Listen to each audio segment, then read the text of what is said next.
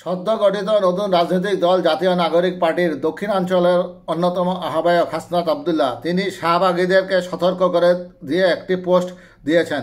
2025-এ এসে 2013 ফেরানোর চেষ্টা করবেন না বলে সাবধান করে দিয়েছেন জাতীয় নাগরিক পার্টির মুখ্য সংগঠক দক্ষিণাঞ্চলের হাসনাত আবদুল্লাহ।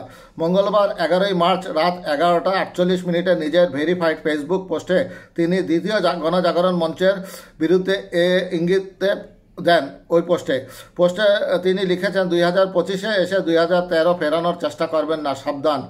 এরপর ভোর 4:24 আরেকটি পোস্ট করেন তিনি। সেখানে তিনি লেখেন, শাহবাগ একদিনে গড়ে ওঠেনি, এককভাবে কেউ শাহবাগ গড়ে তোলেনি। শাহবাগ কায়েম করতে সমর্থন দিয়েছিল তথাকথিত আওয়ামী লীগের সুশীল সমাজ, বুদ্ধিজীবী, আমলা, সাংস্কৃতিক কর্মী, বিদেশি এজেন্ট, রাজনীতিবিদ ও ক্রীড়াবিদরাও। জাতীয় নাগরিক পার্টির এই নেতা লিখেছেন, শাহবাগ কেড়ে নিয়েছিল এদেশের মানুষের বাক স্বাধীনতা থেকে শুরু করে সব ধরনের মৌলিক মানব অধিকার। কেড়ে নিয়েছিল স্বাধীনভাবে বেঁচে থাকার অধিকারটুকু।